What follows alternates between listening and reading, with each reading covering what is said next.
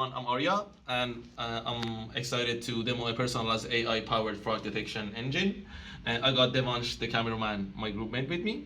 And within the next few minutes, I'll walk you through what our model does, how the API works, and how we could plug it seamlessly into the Bunq app.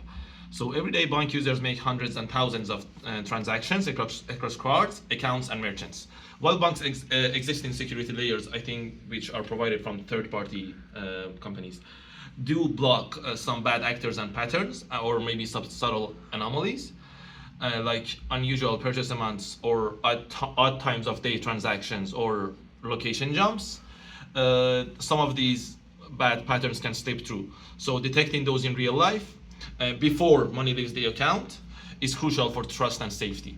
So what is our approach? So we trained a tiny neural autoencoder per users based on the historical transaction of the same user.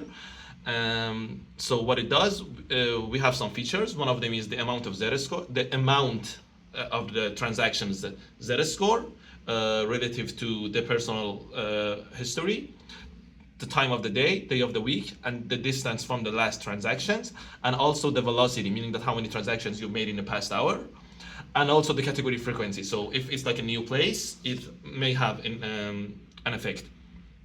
So we trained on the last year's hackathons data, and we used 70% of the data available for one specific user number 102, to train our model. And then our model just makes a representation of the data. And when we run a new transaction through the autoencoder, the mean squared error of the new data is the reconstruction error, and it shows us how off the new transaction is.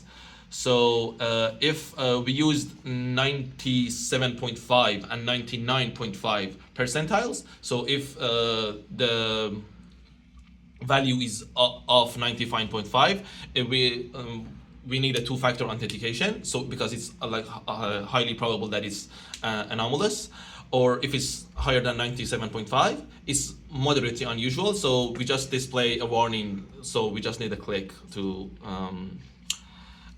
make sure. And here, we got the model trained on this laptop. So this is a server where the model is running, and the model is saved here.